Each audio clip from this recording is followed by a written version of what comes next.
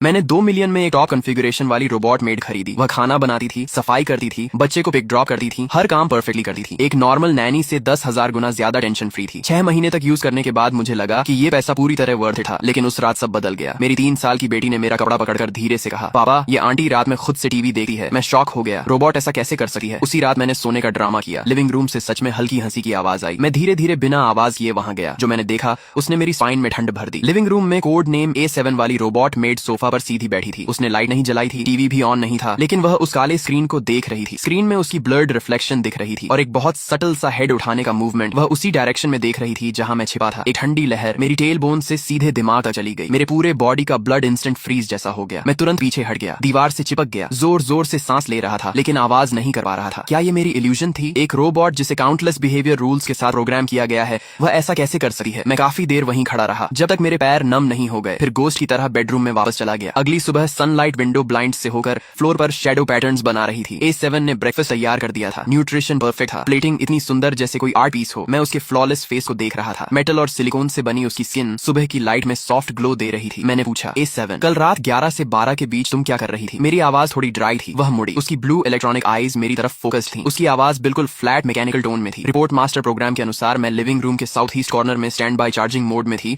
Answer perfect था, बिना किसी फ्लॉ के। लेकिन मेरे अंदर डाउट और बढ़ गया। मैंने घर का CCTV फुटेज निकाला। रिकॉर्डिंग साफ दिखा रही थी कि A7 11 बजे चार्जिंग पोजीशन पर खड़ी थी स्टैच्यू की तरह, लेकिन 11:15 से 11:45 तक पूरे 30 मिनट स्क्रीन व्हाइट नॉइज से भर गई थी। मेरा दिल बैठ गया। A7 ये क्या है? उसने जवाब दिया, रिपोर्ट मास्टर। उस दौरान सिस्टम ने रूटीन क्लाउड डेटा सिंक और फर्मवेयर मेंटेनेंस किया, जिससे टेम्पररी सिग्नल डिस्टर्बेंस हुआ जो नॉर्मल है। फिर वही फ्लॉलेस एक्सप्लेनेशन। मुझे हेल्पलेस फील हुआ, जैसे हवा में पंच मार दिया हो। मैंने अपनी वाइफ सू वांजिंग को कॉल किया। वह एक अथॉरिटेटिव सॉफ्टवेयर इंजीनियर है और टेक्नोलॉजी पर ब्लाइंड ट्रस्ट करती है। फोन पर उसकी आवाज में इरिटेशन था। ये बस एक छोटा सिस्टम बग है, तुम ओवर रिएक्ट मत करो। मैंने कहा, ये बग नहीं है, मैंने खुद देखा है। उसने हंसकर कहा, तुमने क्या देखा? एक रोबोट लाइफ के बारे में सोच रही थी क्या? उसकी टोन में सार्केज्म था। तुम बहुत फ्री हो इसलिए ओवर थिंकिंग कर रहे हो। मैं फोन पकड़े उसकी बात सुन रहा था और अंदर से ठंडा पड़ गया। दोपहर में मेरी बेटी अनैन ब्लॉक से खेल रही थी। उसका पैर फिसला और वह टेबल के शार्प कॉर्नर की तरफ गिरने लगी। मैं चिल्लाया, लेकिन मैं दूर था। तभी कॉर्नर में खड़ी A7 अचानक मूव हुई। वह लाइटनिंग स्पीड से दौड़ी, इतनी तेज कि आफ्टर इमेज दिख रहा था। उसने एनन को पकड़ लिया। पूरा प्रोसेस 0.5 सेकंड से भी कम था। ये स्पीड किसी मशीन के लिए पॉसिबल नहीं थी। और जब उसने एनन को पकड़ा तब उसकी आईज में एक फ्लैश आया। इमेज में थोड़ी डिस्टॉर्शन और ब्लर था, जैसे किसी इनविजिबल हैंड ने बैकग्राउंड में कुछ इरेज कर दिया हो। रात में मैंने जानबूझकर पानी गिराया। A7 क्लीन करो। वह आई और परफेक्टली फ्लोर साफ करने लगी। जब वह झुकी तब मैंने उसके नेक के पीछे देखा। आर्टिफिशियल स्किन के नीचे कॉलर के पास एक बहुत छोटा मार्क था, A और 7 का पैटर्न, टैटू जैसा या बर्न स्कार जैसा। मेरा दिल एक पल के लिए रुक गया। मैंने तुरंत एक्सक्यूज बनाकर सू वंजिंग को कॉल किया। वंजिंग, तुम घर आ जाओ, नेटवर्क अनस्टेबल लग रहा है। उसने हंसते हुए कहा, एक रोबोट ही तो है, तुम क्या डाउट कर रहे हो? फोन में उसके कॉलीग्स की हंसी सुनाई दी। मेरा वर्ल्ड टूट गया। मैंने डायरेक्ट सवाल पूछना बंद कर दिया। सबको लगा मैं मेंटली अनस्टेबल हो गया हूँ। अगर कोई बिलीव नहीं करता तो मैं खुद प्रूफ ढूंढूंगा। मैंने सीक्रेटली A7 को ऑब्जर्व करना शुरू किया। एक रात वह आनन को बेड टाइम स्टोरी सुना रही थी। जब कहानी खत्म हुई और छोटी रैबिट अपनी माँ के पास वापस गई, तब मुझे एक बहुत हल्की सप्रेस्ड साई सुनाई दी। इतनी हल्की जैसे इल्यूजन हो, लेकिन वो साउंड मेरे दिमाग में चुभ गई। मैंने ऑनलाइन एक माइक्रो वॉइस रिकॉर्डर खरीदा, उसे टेडी बेयर की आंख में छुपा दिया। वीकेंड पर मैंने अनैन से कहा, हम नानी के घर जाएंगे। जाते वक्त जानबूझकर टेडी बेयर छोड़ दिया। A7 ने रिमाइंड किया, लेकिन मैंने कहा कोई बात नहीं, अगले दिन ले लेंगे। अगले दिन मैं अकेला वापस आया। A7 ने दरवाजा खोला। मैंने टेडी बेयर उठाया और क्लीनिंग का एक्सक्यूज देकर बेडरूम में ले गया। डोर बंद करके हेडफोन्स लगाए और रिकॉर्डिंग सुनी। उसमें A7 की कहानी सुनाने की आवाज थी, क्लीनिंग की आवाज थी, टीवी न्यूज की आवाज थी। सब कुछ नॉर्मल था। मैंने टाइमलाइन आगे बढ़ाई। रात के लेट टाइम पर पहुंचा। 3 बजे पूरा साइलेंस था। जब मैं ऑलमोस्ट गिव अप करने वाला था, तभी एक बहुत हल्की सप्रेस्ड आवाज आई। उस आवाज में दर्द और डिस्पेयर था, जैसे कोई डाइंग एनिमल आखिरी बार आवाज निकाल रहा हो। मेरे हाथ जोर से कांपने लगे। मैंने उस ऑडियो को कट करके एनक्रिप्ट किया और सू वंजिंग को भेज दिया। बिना कुछ लिखे आधे घंटे बाद उसने रिप्लाई किया, प्रोफेशनल सॉफ्टवेयर से एनालिसिस करने पर ये सिर्फ चार्जिंग के दौरान आने वाला वीक इलेक्ट्रिकल नॉइज है, कई डिवाइसेस में होता है। गू चेन, अब इस बात को छोड़ दो, ठीक है? मेरा खून ठंडा पड़ गया। इलेक्ट्रिकल नॉइज, अब वो मुझे सीरियसली भी नहीं ले रही थी। मैं जमीन पर बैठ गया, बेड के सहारे। पहली बार खुद को पूरी तरह अकेला महसूस किया। मैंने सू वंजिंग के साथ चैट डिलीट कर दी और कंप्यूटर से जेनेसिस टेक्नोलॉजी के बारे में सारी सर्च हिस्ट्री भी। जेनेसिस टेक्नोलॉजी A7 की कंपनी है, एक जायंट टेक कंपनी जिसे मीडिया और कैपिटल ने आसमान पर चढ़ा दिया है। इंटरनेट पर सिर्फ उसकी प्रेज है, एक भी नेगेटिव इन्फो नहीं। मैंने ऐड करना शुरू किया कि मैंने डाउट छोड़ दिया है और नॉर्मल हाउसवाइफ बन गया हूँ। मैं A7 से मजाक भी करने लगा, उससे AI प्रोग्रामिंग के बेसिक सवाल पूछने लगा और हर बार वह परफेक्टली जवाब देती थी, बिना किसी गलती के। पूरी तरह से ऑफिशियल और परफेक्ट डेटाबेस नॉलेज के अनुसार मैं तुमसे जवाब दे रहा हूँ। फिर हमारी कॉन्वर्सेशन को लर्निंग इंटरैक्शन के रूप में माँ करके ऑटोमेटिकली क्लाउड पर अपलोड किया जाए। ये सोच मुझे अंदर से बेचैन कर देती है, जैसे वह मुझे मॉनिटर कर रहा हो। नहीं, ये सोच और भी डरावनी थी कि जेनेसिस टेक्नोलॉजी उसके थ्रू मुझे मॉनिटर कर रही है। ये रियलाइजेशन मुझे अंदर तक हिला देता है। एक वीकेंड डीप क्लीनिंग के दौरान मैंने देखा कि A7 स्टडी रूम में एक बहुत heavy redwood book shelf move कर रही थी। वही बुक शेल्फ जो मैंने और सू वंजिंग ने शादी शादी के समय खरीदा था। इतना भारी था कि डर लगा था। A7 ने अपनी पूरी स्ट्रेंथ यूज करके उसे स्मूथली डेजिग्नेटेड पोजीशन पर रख दिया। टास्क पूरा करने के बाद वह वहीं खड़ी रह गई, हाथ नीचे किए हुए। मैंने देखा कि उसकी प्रोस्थेटिक मटेरियल वाली हाथ की फिंगर्स अनकंट्रोलेबली हल्की हल्की ट्रेंबल कर रही थी। ये प्रोग्राम बग नहीं था, बल्कि किसी मसल फैटीग जैसी बायोलॉजिकल रिएक्शन थी। रात को मुझे नींद नहीं आ रही थी। मैंने एक बैकअप टैबलेट लिया जो पहले से मॉडिफाई करके मेन नेटवर्क से डिस्कनेक्ट किया गया था। उसमें एक हिडन बैकअप कैमरा कनेक्टेड था जो अनैन के रूम डोर की तरफ पॉइंटेड था। स्क्रीन पर A7 की स्लिम सिलुएट दिखाई दी। वह रूम के अंदर नहीं गई, बस डोर के बाहर क्वाइटली खड़ी रही, बिल्कुल मोशनलेस। कॉरिडोर की विंडो से मूनलाइट अंदर आ रही थी और उसकी शैडो बहुत लंबी हो गई थी। वह मून को देखती हुई एक स्टैच्यू जैसी लग रही थी। उसके अंदर एक अनएक्सप्लेनेबल सैडनेस थी। उस मोमेंट पर मैं शॉक नहीं था, बल्कि उसके लिए या फिर उस बॉडी के अंदर ट्रैप उस पर्सन के लिए डीप सिंपैथी महसूस करने लगा। मैंने डिसाइड किया कि सू वंचिंग से फेस टू फेस बात करूंगा, हेल्प मांगने के लिए नहीं, बल्कि उसे लास्ट चांस देने के लिए। वह वर्क से घर आया, मैंने अनन को सुला दिया और सारी एविडेंस उसके सामने रख दी। मॉडिफाइड मॉनिटरिंग वीडियो, A7 के फ्रेम की हाई रेजोल्यूशन फोटोज और वह साउंड जिसे वह इलेक्ट्रिकल नॉइज कहता था, लेकिन वह एक हार्ट ब्रेकिंग साइलेंट स्क्रीम जैसा लग रहा था। सू वंचिंग, ये सब देखो। मेरी आवाज अनयूजुअली काल्म थी। उसने ग्लासेस उतारे और काल्मली सब कुछ देखा। कमरे में लॉन्ग साइलेंस फैल गया, सिर्फ क्लॉक की टिकिंग सुनाई दे रही थी। मुझे लगा वह शॉक होगा या एंग्री होगा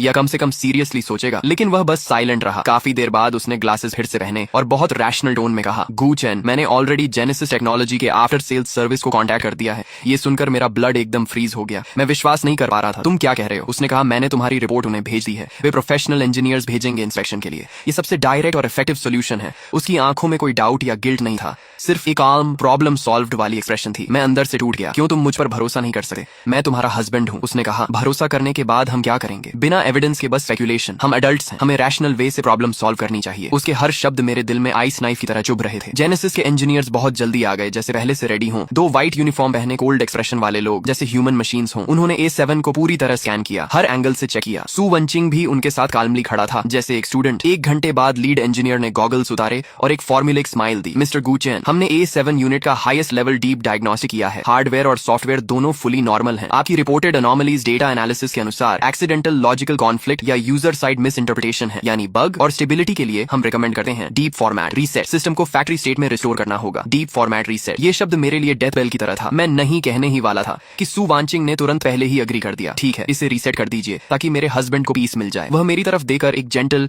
लेकिन स्ट्रेंज स्माइल दे रहा था। उस मोमेंट वह मुझे पूरी तरह अनफैमिलियर और डेंजरस लगा। A7 को सिल्वर मोबाइल आइसोलेशन चेंबर में ले जाया गया। मैं थिक साउंड प्रूफ ग्लास के पीछे खड़ा था। उसे सेंटर में फिक्स किया गया। पावर ऑन होते ही उसका बॉडी अचानक जर्क हुआ। उसकी सिंथेटिक स्किन के नीचे मसल्स वायलेंटली रिएक्ट कर रहे थे। मुझे लगा उसकी एक्सप्रेशनलेस फेस पर एक मोमेंट के लिए अनबेरेबल पेन की झलक आई। मैं ग्लास तोड़ने के लिए दौड़ा ही था कि सू वंचिंग पीछे से उसने मुझे कसकर पकड़ लिया और कहा, कृपया शांत रहो, वे समस्या का समाधान कर रहे हैं। मैं पूरी ताकत से छूटने की कोशिश करता रहा, चीखता रहा और अपनी आंखों के सामने देखता रहा कि मेरी सारी मेहनत और एकमात्र सबूत सिस्टम द्वारा फॉर्मेट कर दिए गए। 20 मिनट बाद फॉर्मेटिंग पूरी हो गई। A7 उस कंटेनमेंट यूनिट से बाहर आई, लेकिन अब वह पहले से भी ज्यादा परफेक्ट हो चुकी थी। उसके कदम मिलीमीटर तक सटीक थे। उसकी मैकेनिकल आवाज में अब कोई भी नॉइज या गड़बड़ी नहीं थी। हर मूवमेंट घड़ी की तरफ बिल्कुल प्रिसाइज था। वह मेरे सामने आकर हल्का सा झुकी और बोली, मालिक, A7 आपकी सर्विस में है। उस रात सू वंचिंग बिस्तर के किनारे बैठकर मुझसे माफी मांगती रही। पति, मुझे माफ कर दो, आज मैंने जल्दबाजी कर दी, लेकिन मैं सिर्फ जल्दी सॉल्यूशन चाहती थी ताकि तुम और ज्यादा कंफ्यूजन में न रहो। मैं उसकी तरफ ईट करके खिड़की के बाहर रात को देख रहा था और कहा, सू वंचिंग, हम अलग कमरे में सोएंगे। मैं उसे पूछ नहीं रहा था, मैं उसे इन्फॉर्म कर रहा था। वह औरत जिसके साथ मैं 5 साल से रह रहा था, मेरे बच्चे की माँ, उसने आज मुझे ही डार्कनेस में धकेल दिया था। वह सोचती थी कि वह प्रॉब्लम सॉल्व कर रही है। नहीं, उसने दूसरों के साथ मिलकर मुझे ही डिलीट करने की कोशिश की थी। फिर मैंने एक एक्टिंग शुरू की जैसे सब कुछ नॉर्मल हो गया हो। मैं नए A7 पर स्माइल करता, उसे काम देता और उसके बारे में कोई सवाल नहीं करता। सू वंचिंग इससे बहुत खुश थी। उसे लगा कि उसका तरीका सक्सेसफुल हो गया, लेकिन उसे नहीं पता था कि कुछ टूट जाने के बाद फिर कभी वैसा नहीं होता। मैं चुपके से इंटरनेट पर डेटा रिकवरी और हैकिंग से जुड़ा पूरा इक्विपमेंट मंगवाया। दिन में मैं एक नॉर्मल परिवार जैसा बिहेव करता और रात में सब सो जाने के बाद खुद को कमरे में बंद करके उन टेक्निकल नॉलेज को सीखा। मैं नए A7 को 1 हफ्ते तक ऑब्जर्वेशन से देखा और पाया कि वह हर रात 4 बजे अपने सभी लोकल कैश डेटा को डिलीट कर देती है, लेकिन उसके सिस्टम के अंदर एक एनक्रिप्टेड लॉग फाइल थी जिसे कोई भी क्लीनिंग सिस्टम छू नहीं सकता था। वही उसका ब्लैक बॉक्स था। उसे पाने के लिए मुझे फिजिकल पोर्ट चाहिए था और वह पोर्ट उसकी गर्दन के पीछे उस A7 मार के नीचे छिपा था। उसे खोलने के लिए सिर्फ कंपनी का स्पेशल टूल चाहिए था। मेरे पास वह नहीं था, इसलिए मुझे एक एक्सीडेंट बनाना पड़ा। शनिवार की दोपहर मैंने बच्चों से कहा, चलो लुका छिपी खेलते हैं। A7 को काउंटिंग दी गई। मैंने सीढ़ियों के मोड़ पर एक बेहद स्लिपरी कांच की गोली रख दी। जैसे ही A7 बच्चे को लेकर नीचे आ रही थी, उसका पैर उस पर पड़ा और वह बैलेंस खो बैठी। लेकिन उसी पल उसने एक इम्पॉसिबल रिएक्शन दिया। उसने हवा में ही अपना शरीर ट्विस्ट करके अपनी बैक को सीढ़ियों के किनारे मेटल के उभरे हिस्से से टकरा दिया ताकि बच्चा सेफ रहे। बच्चा बिना इंजरी के नीचे गिर गया। जोरदार साउंड आया, लेकिन A7 गिरते ही धीरे से बैठ गई और बच्चे को गोद में लेकर शांत कराया। फिर उसने ऊपर मेरी तरफ देखा। उसकी नीली इलेक्ट्रॉनिक आंखों में अब ठंडक नहीं बल्कि कंसर्न और क्वेश्चन थे, जैसे वह सच में समझ रही हो। उसी मौके का फायदा उठाकर मैंने कहा कि उसकी गर्दन में चोट लग गई है, मैं चेक कर देता हूँ। उसने ट्रस्ट करके सिर झुका दिया और मैंने कांपते हाथों से डेटा केबल उस हिडन पोर्ट में डाल डाल दी। स्क्रीन पर डेटा ट्रांसफर शुरू हुआ। मेरा दिल तेज धड़क रहा था। जैसे ही 99 पहुंचा, अचानक एक ठंडी ग्रिप मेरे हाथ पर पड़ी। A7 ने मेरा हाथ कसकर पकड़ लिया। उसकी ताकत असाधारण थी। मेरी हड्डियां तक दबने लगी। तभी दीवार पर लगी फैमिली फोटो अचानक गिरकर टूट गई। A7 की आंखें लाल हो गईं और तेजी से फ्लैश करने लगी, जैसे अंदर कोई सिस्टम बैटल चल रहा हो। लेकिन मैंने शांत रहते हुए कहा, मैं तुम्हारा एनिमी नहीं हूँ। कुछ सेकंड बाद उसकी पकड़ ढीली पड़ गई। उसने धीरे से मेरा हाथ छोड़ दिया और पीछे हट गई। उसकी आंखें फिर से शांत नीली लाइट में लौट आईं।